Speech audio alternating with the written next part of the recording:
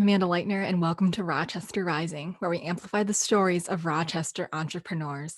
Welcome to the 200th episode of the podcast.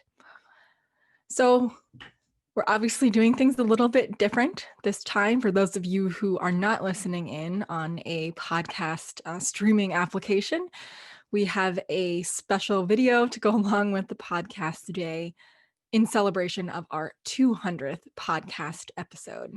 So Rochester Rising, the podcast, has come a really long way since it first started. We actually recorded our very first podcast on July 20th, 2016 with a handheld recorder that we just slapped down in the middle of the table and had a conversation with about 6 different entrepreneurs in the community, many of which I had never met before. It was the first time I met the majority of them. And these have been some individuals that I've ended up working very closely with over the past 4 years. And it's been incredible to see everyone's growth from 4 years ago to now.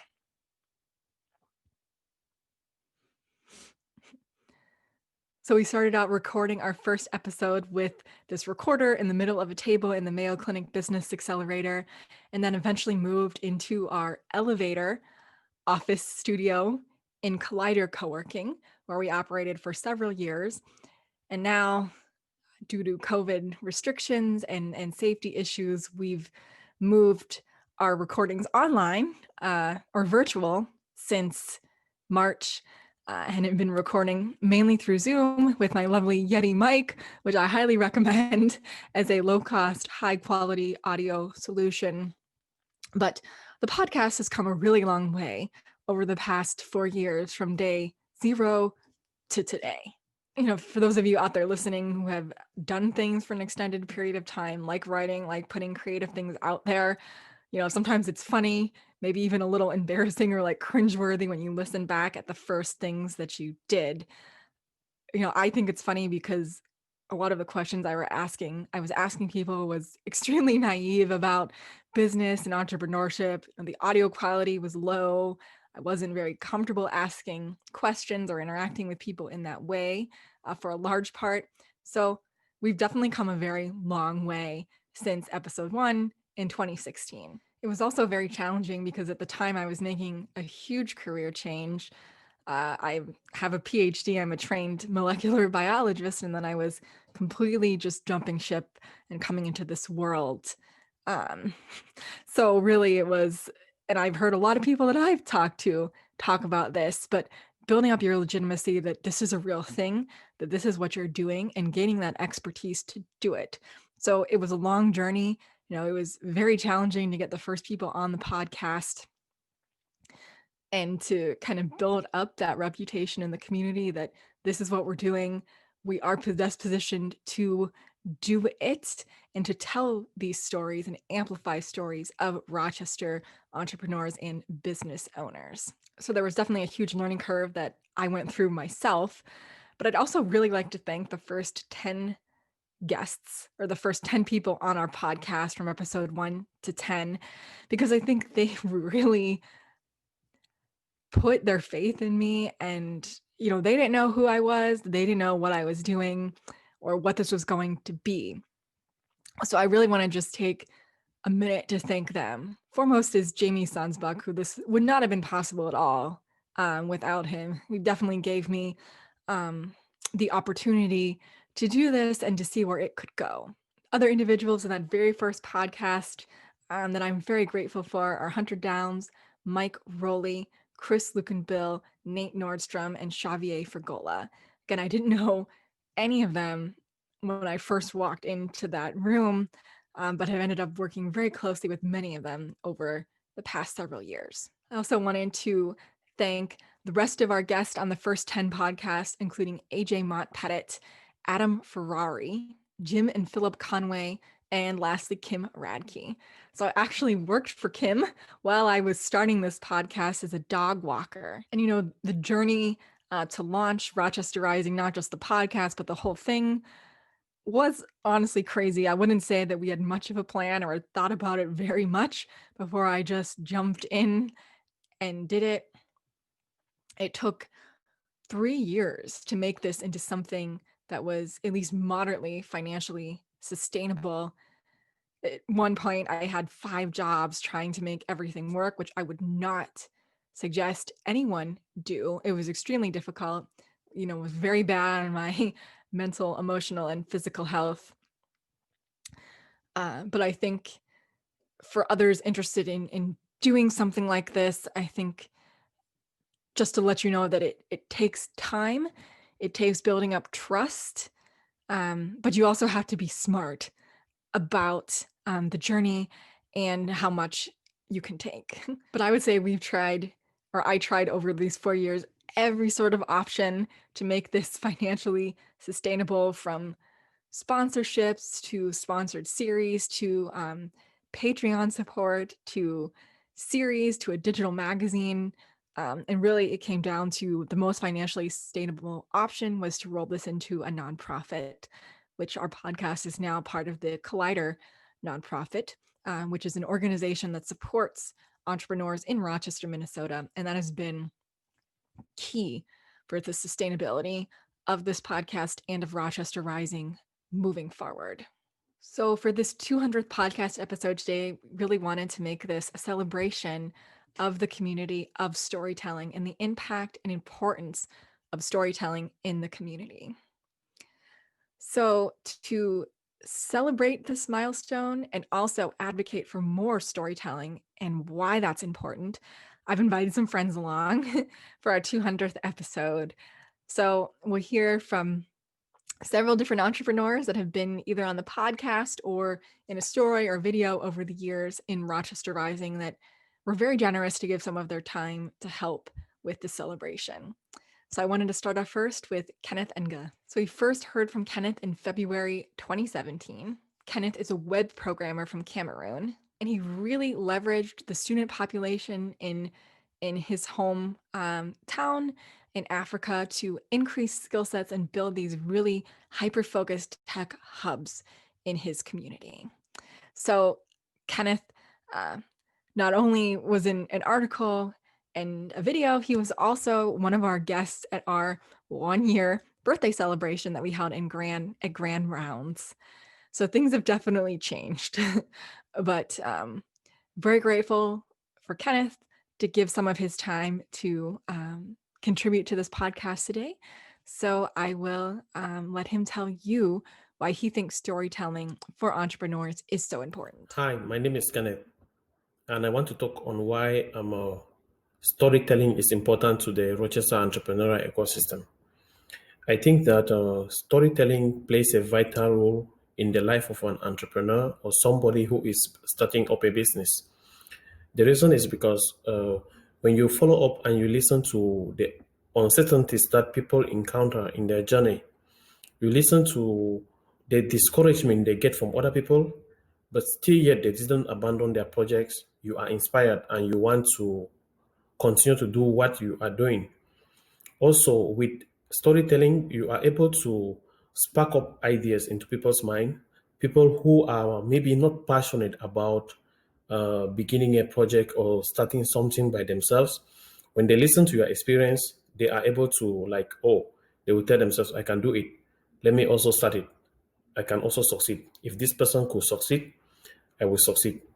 Because in our world today, you will realize that most of the successful entrepreneurs, everyone has a story.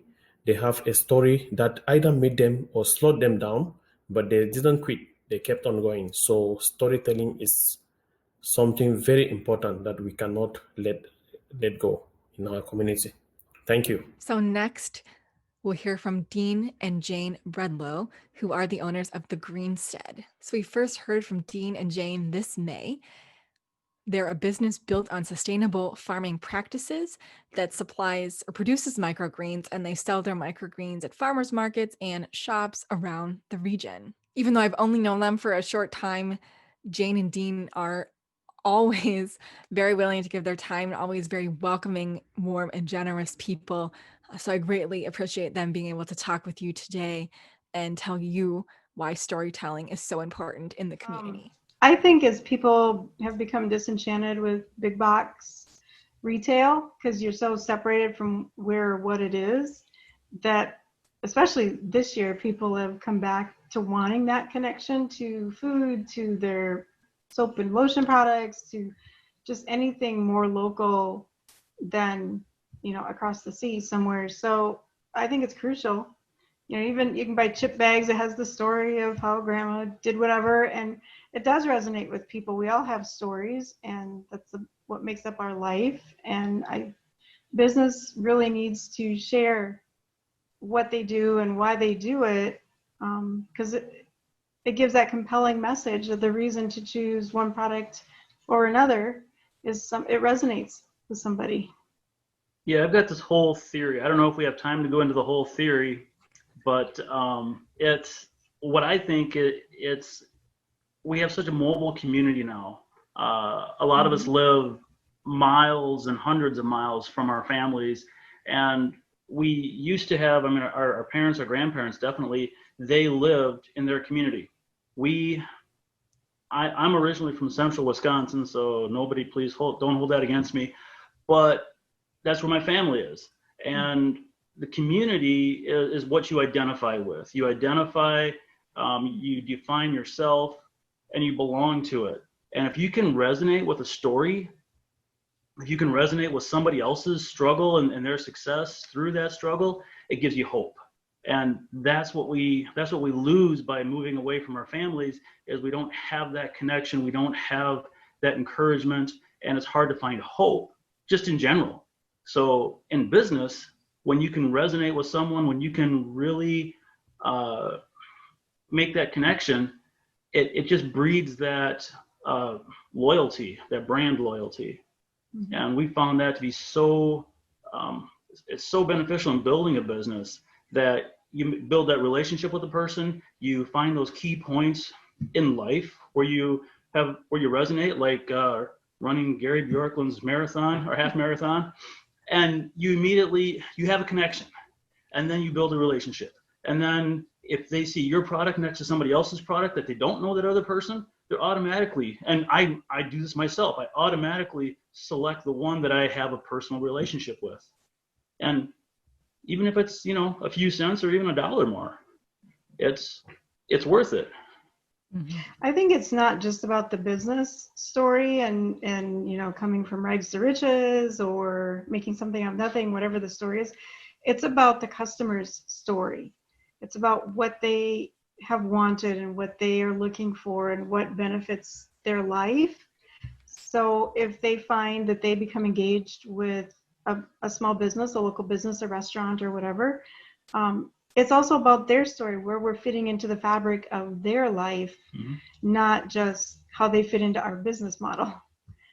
It's what people used to sit around campfires and talk about, is the give and take of life and stories. One of the things we have missed so much this year is our wings were clipped in March on store demos. We couldn't share samples, we couldn't share our story, we couldn't share our nutrition information or about our farm. That was key to us getting store clientele to know what this thing is. Otherwise, I would stand in stores and look at our product on a nice shelf, all neat and orderly, nice labels, nice everything, and salad bags all around it. People don't even see our product. They're looking for their bag of salad and they're on their way. And I saw this week when I did a delivery, same thing. A customer picked up a big box of salad, turned and walked away, even though I was standing there stacking microgreen boxes. So it's really hard to sell our product without selling our story and asking people where they're at and how we can encourage them. Some of them are in a health crisis, a new health crisis, and they're a little bit deer in the headlights. So sometimes they just want to tell that story, even if microgreens isn't the thing that day. They just like having somebody hear them. So it's about hearing their story and sharing our story. The thing we've gained most from events or farmers markets is networking with other vendors. Yeah, it's very helpful. The struggles they've had, we've had, and maybe they have problem solved what we couldn't figure out. And yeah, that's crucial. We need that network. When we first were discussing, what storytelling does for a business, I'm I'm a very relational person, and Jayne is a facts. Just give her the facts. She'll run with that. And so she asked me to explain my side of it. And for me, I just said, well, it's obvious. It's obvious that storytelling, it's obvious that relationships are important. And for some people, it's not so obvious. And this is such a great question. It's such a great avenue for anyone building any kind of a business to learn, because if you don't know what your customer wants or what they need, you could build the best product. You could have the best product out there, but if nobody can use it, you're not going to buy it. Mm-hmm. So it's building that relationship so you know as a vendor, what does your customer want? What do they need? And like, you know, the last question, hearing other people's stories, yeah, it's really important. And other vendors, other like-minded or other like product vendors, their stories help direct us, you know, away from pitfalls, or, you know, they try things and they say it doesn't work for them, but because of our niche personally or our product, we might be able to use that information, and, you know, not to undercut somebody else, but to use that information that this didn't work for them, so don't do that, but maybe they didn't try it this way, or, you know, it's the story that conveys all that information, and it's so beneficial. It's an empty box, but one of the things I've worked really hard at on our boxes is the labels. It shines with our logo. The top and bottom banner give ideas of how to use the product. Color is the thing people see first, so the color bar for each type is a different color bar. But then on the bottom, we put kind of our story. Why sustain, regenerate, and connect is important, and why it's important to the customer. The handwritten, you know, expire date or whatever gives a level of authenticity of local. Yeah, we could put stamped on stuff, but to me, somebody told me once, your label is your billboard. You know, you have very few split seconds to capture somebody's attention, and I've been complimented by both buyers and customers, store buyers and customers, that our label means something on the shelf. So next up is Chris Lukenbell. So I might have forgotten to mention Chris now that I think about it in those first 10 people that I talked to, but Chris is probably the most frequent podcast guest that we've ever had. He's been on several podcasts as well as a couple articles, and he was the very first guest on our video podcast series Emerge, which launched in 2017. Chris is a serial entrepreneur. When I first met him, he was running a software company called Able.ag, which was a branch of the larger agricultural business, Bright Agritech. He's probably best known now for being a co-founder of Shrpa, which is a platform to help people have adventures in a community like a local. So I've really known Chris since I started here in the Rochester community 4 years ago. He's been a member of Collider Co-working since the very start. He's always extremely willing and generous to give of his time, and he's one of those real unsung heroes in the community. He does so much mentoring and support for people, for entrepreneurs that people just aren't aware of.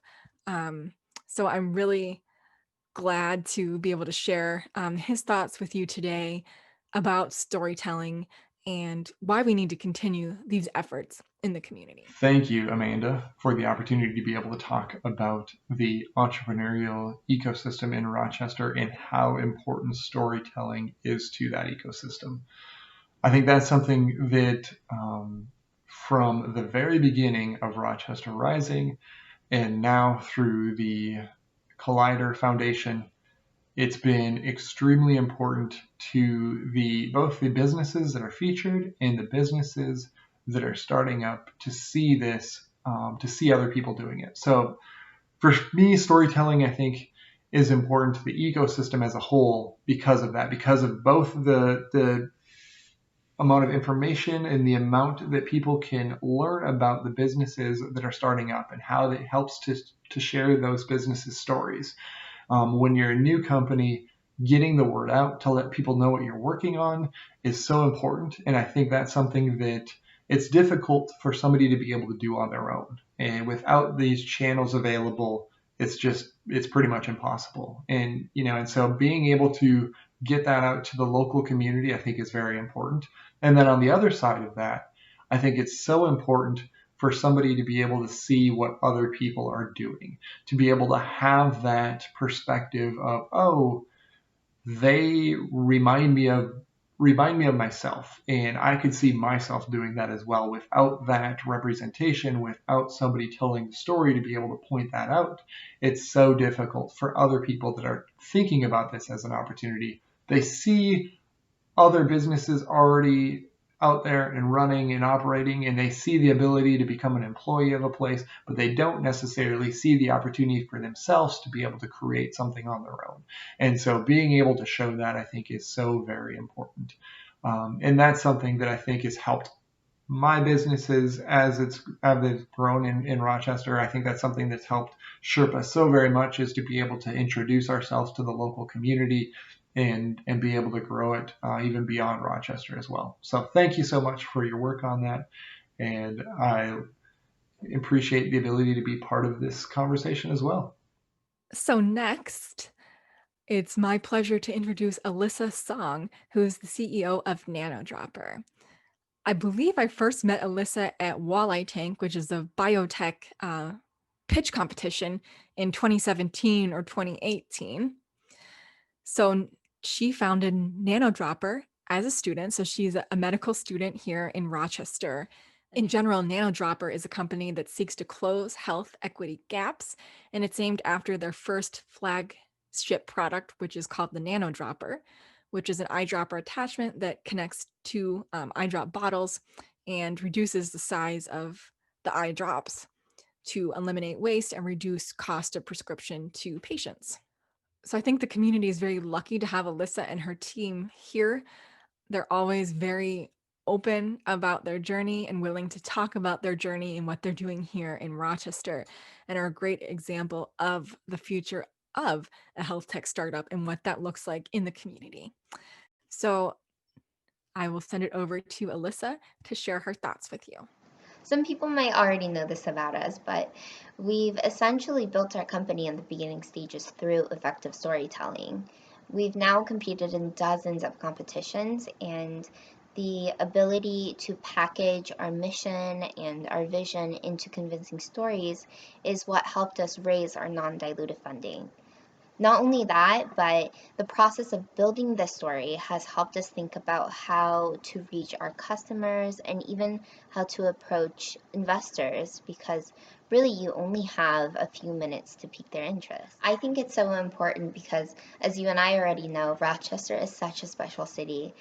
Not only do we house one of the world's greatest healthcare systems, we also have such tremendous diversity of people and ideas that are imported into the city every year. And I have, since I've been here, I've seen such a great push to support and provide resources and the city's investment into the startup ecosystem here to best utilize the talent. And compelling storytelling goes hand in hand to be able to showcase these efforts that we've been making to the entrepreneurial ecosystem here. And finally, the last entrepreneurs I talked with for this podcast were Jackie and Ryan Steiner. Jackie and Ryan are the owners of Unraveled Escape Room, and I first met them a few years ago when we recorded our Diverge series, which was a short series that shared the stories of entrepreneurs who left long careers to pursue their entrepreneurial passions. So I did talk with Jackie and Ryan specifically about storytelling. Unfortunately, the audio just did not record properly on my laptop. And that's also one of the things with podcasting and with recording. I remember one of the first podcasts I ever did, I didn't press the record, or I pressed record, but I had the microphone setting incorrectly selected. So no sound recorded at all. But I still wanted to honor them talking with me. And I thought the best way was actually to share with you the Diverge video that we did, because I think that very strongly speaks about why storytelling is important and how storytelling helps to share their message. So I'll leave you with Jackie and Ryan of Unraveled Escape Room.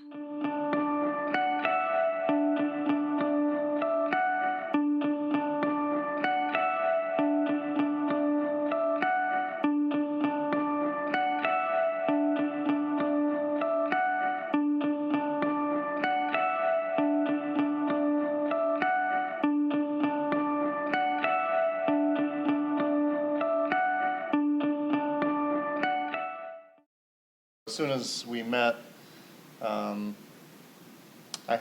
had opened up my business down here in Rochester doing auto injury chiropractic, and we had a need for a massage therapist slash rehab specialist slash front desk person slash marketing expert.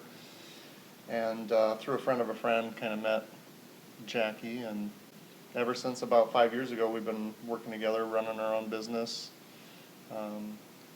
And we've been on our own, being entrepreneurs ever since. Just felt like Rochester needed something different. He actually came up with this idea right away in the beginning of our relationship. He's always wanted to do something like this, and I think it was kind of just stayed as an idea or a concept in our minds, and we didn't really act on it until the struggle of where we were at in our other profession was really hitting home, and it was kind of like, okay, we need to move on this because, you know, we're not making it like, you know, in this profession. So, and it's been an idea of his for a long time, and he's a natural gamer.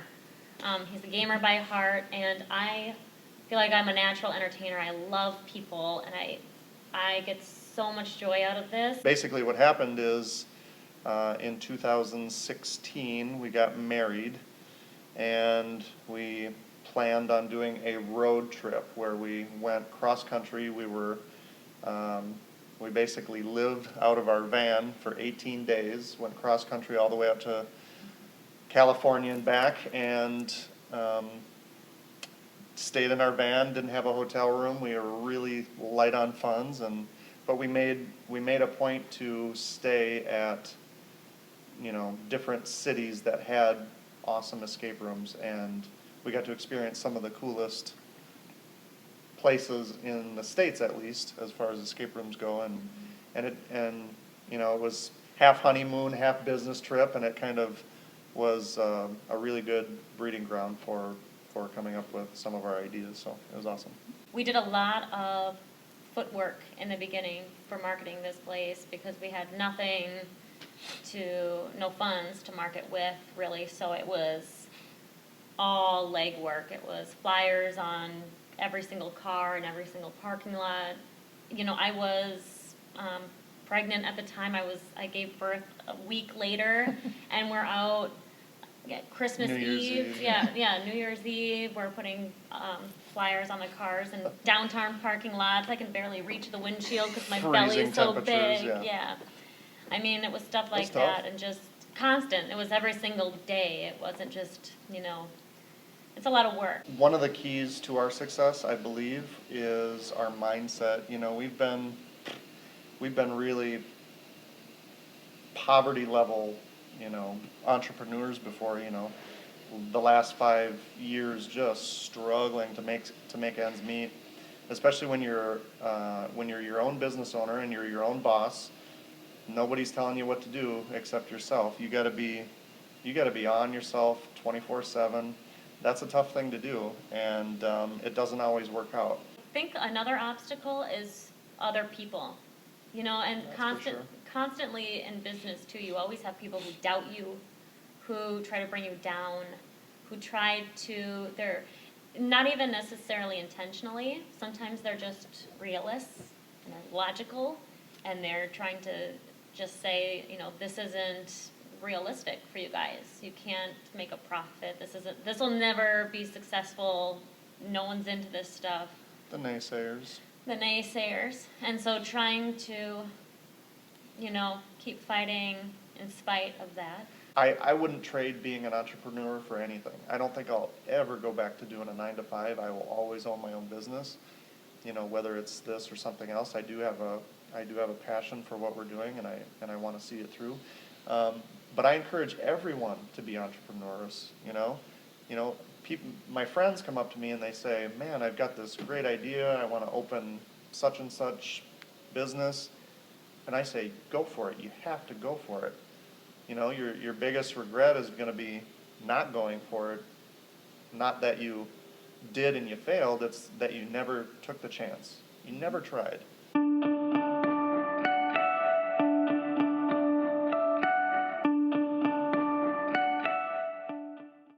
So first off, I wanted to thank everyone who contributed to this podcast today for their time and their thoughts on why storytelling is so essential for our business community and our entrepreneurial community, not just from Rochester Rising, but in general, what that can do to provide inspiration capital for the next generation of entrepreneurs and to educate the community about what it's really like to own a business. I wanted to thank everyone who's listened in, whether you just started today or you started 4 years ago.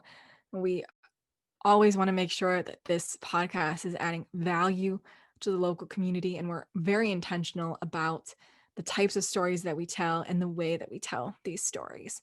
So I appreciate you putting your trust in us to tell these stories and deliver them to you over the past 4 years. The best way you can help our efforts here is just to let people know about the podcast. Share it with them when you hear an episode that you think was really impactful. And that's the best way we can continue to grow and to deliver value to this community here that we so deeply believe in. So with that, I'm going to wrap up today's 200th episode of the Rochester Rising podcast.